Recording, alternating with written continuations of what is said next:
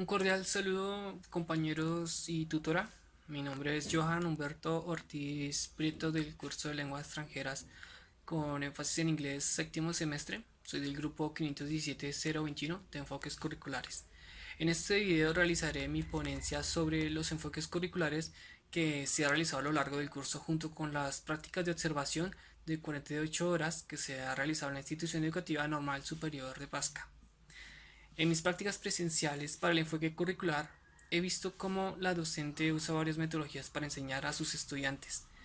También qué cosas cotidianas ha enseñado en cada clase.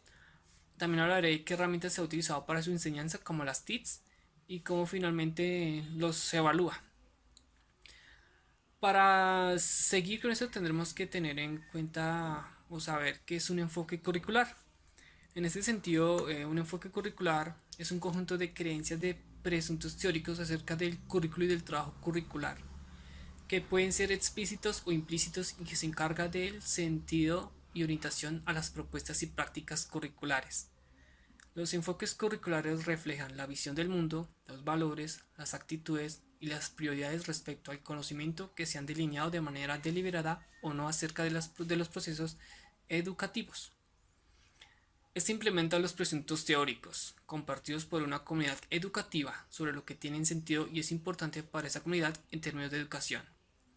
La realización de estas prácticas, de estas prácticas curriculares, se llevará a cabo durante el curso académico, contando para ello con aulas específicas para los alumnos y para el practicante, el que está haciendo, junto con la profesora, y dependiendo de la práctica que tiene que tener. Por ejemplo, yo tuve práctica de observación nada más.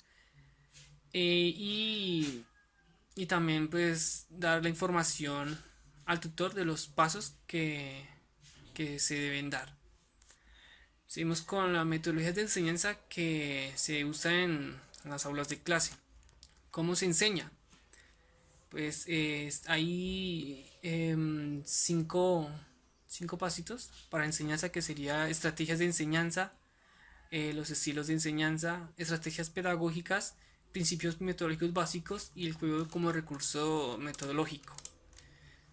En la Universidad UNAD se ha podido aprender o he aprendido sobre las metodologías y cómo podemos diferenciar qué tipo de metodología usa cada docente. La metodología, y como lo he aprendido a lo largo de estos años, es que son tipos de enseñanzas que tienen como objetivo aplicarlas al estudiante, buscar cuál método servirá para cada estudiante y cómo se ve el proceso o el progreso, pero en el progreso del estudiante con esa metodología, si esa metodología le sirvió a él o faltará o se necesitará realizar otra metodología para el estudiante, porque como me han enseñado, los estudiantes tienen cada uno una forma de aprender, no es la misma manera como lo hace el otro. Dada su importancia en el idioma inglés, es necesario analizar los diferentes temas que forman parte de su proceso de enseñanza, tales como el currículo, los métodos de enseñanza y la formación docente. Con lo siguiente serían las actividades cotidianas que la profesora ha integrado en sus clases. Como por ejemplo, cada clase la profesora realizaba una oración o un rosario en inglés junto con los estudiantes. Los estudiantes también tenían que decirlo en inglés, repetir lo que decía la profesora. Esto les servirá mucho para aumentar su vocabulario. También la profesora también realizaba una serie de verbos, o sea, les daba unos verbos a los estudiantes para, para que cuando les tocara o cuando los llamaran en la asistencia, tenían que decir una oración con ese mismo verbo, en verbos irregular o regulares. También, también la profesora también ponía eh, los países, o sea, les daba a cada estudiante un país. O sea, bueno, los estudiantes tenían que elegir un país y ellos tenían que decirlo en inglés y tenerlo en mente para cuando tendrían que exponer sobre su bandera delante de todos, delante de todos los niños. El otro, El otro tema sería las herramientas que se han utilizado en las aulas de clase. Eh, pues los estudiantes en la mayor parte de, de clases, la profesora les da una serie de libros, o sea, tienen que hacerse en grupo y ellos tienen que realizar unos ejercicios o actividades en el cuaderno, o a veces también la profesora los hace escribir en el cuaderno sobre lo que está en el libro en inglés y después tendrían que traducir todo lo que sea en inglés a español sin usar el celular, sino solo el diccionario. Entonces, pues las TICs, las herramientas digitales casi no fueron tan presentes. Solo a veces cuando la profesora dejaba utilizar el celular cuando no habría tantos diccionarios en el aula de clase. También pues sería cómo se evalúa. Pues se implementó al inicio del desafío del curso. Durante su desarrollo y cuando egresaron los estudiantes de la primera generación del programa, para verificar que las propuestas eran pertinentes. El plan de evaluación del curso es un medio para realizar y proporcionar información sobre los desafíos del curso. Entonces, en resumen, pues la profesora los preparaba con el tema que tenía específicamente aprender, los preparaba y después al final de cada periodo les daba una serie de evaluaciones o quizzes para saber qué tipo de nivel o de enseñanza obtuvo en todas las clases que hubo en casi todo el año. Después voy a leer sobre mi ponencia principal.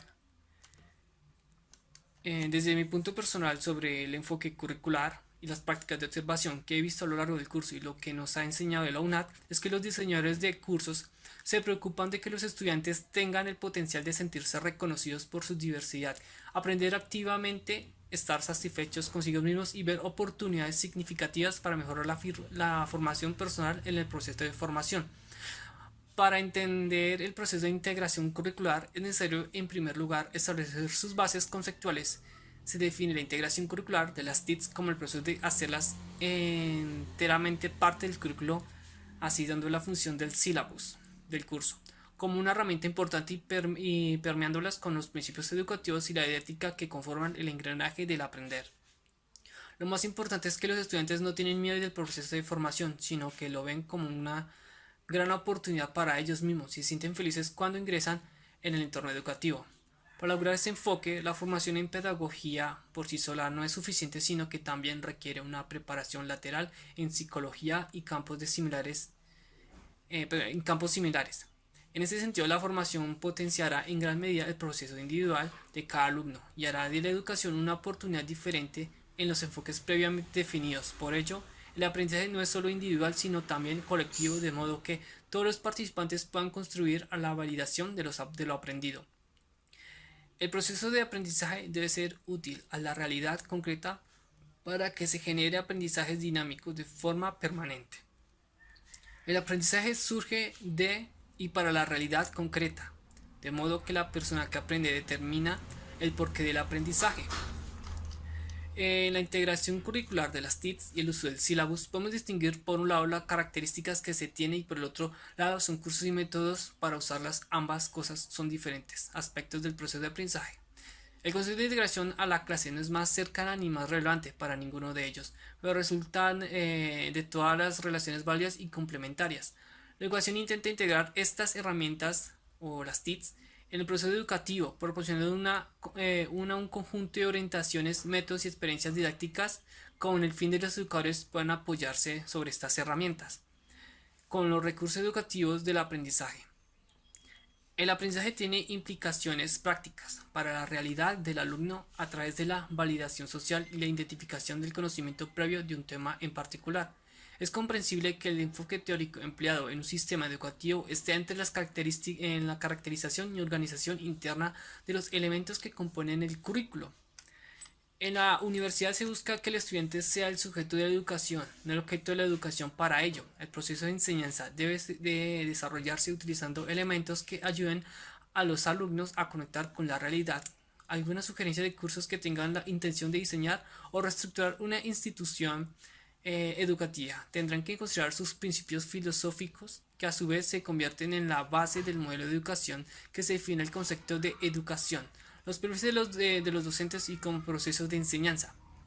Es imperativo leer la realidad de cada escenario educativo, concretarla como meta y a partir de ahí determinar qué elementos de cada enfoque son relevantes para la experiencia formativa. Por lo tanto, puede desarrollar su propio enfoque de educación para cada situación.